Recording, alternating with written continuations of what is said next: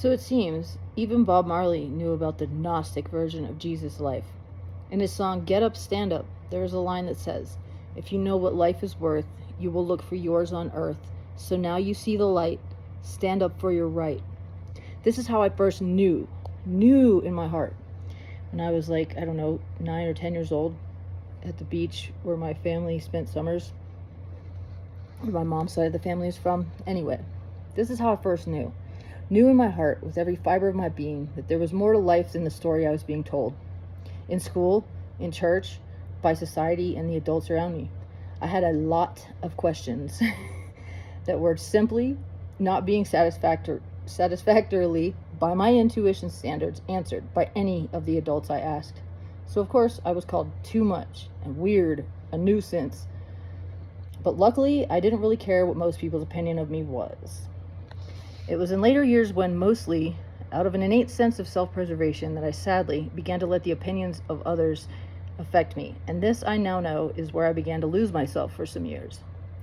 It started the consideration of, what is this going to look like to others?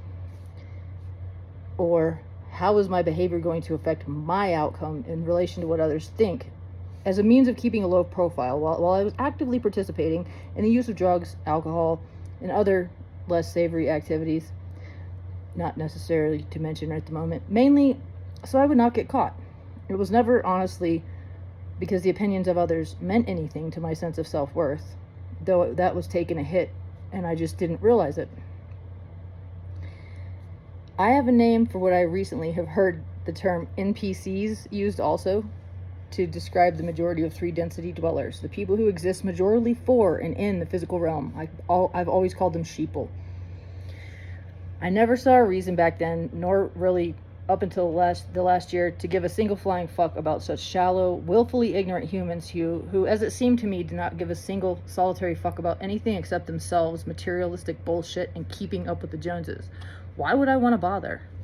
I kept my distance, interacting on that level when necessary, but mostly just operating on other dimensional levels of awareness, seeking like-minded folks who, like myself, also knew there was more to life than the physical. Life has a way of catching us up, though.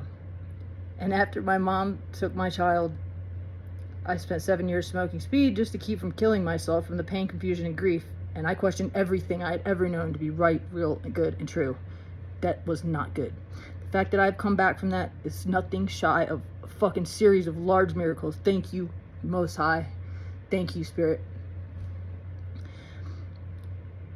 And that habit, methamphetamine, caused a whirlwind of chaos, all in itself. God, I am so grateful to have been able to leave that shit behind. That is the fucking truth. Amen. Whew. Love y'all. Peace.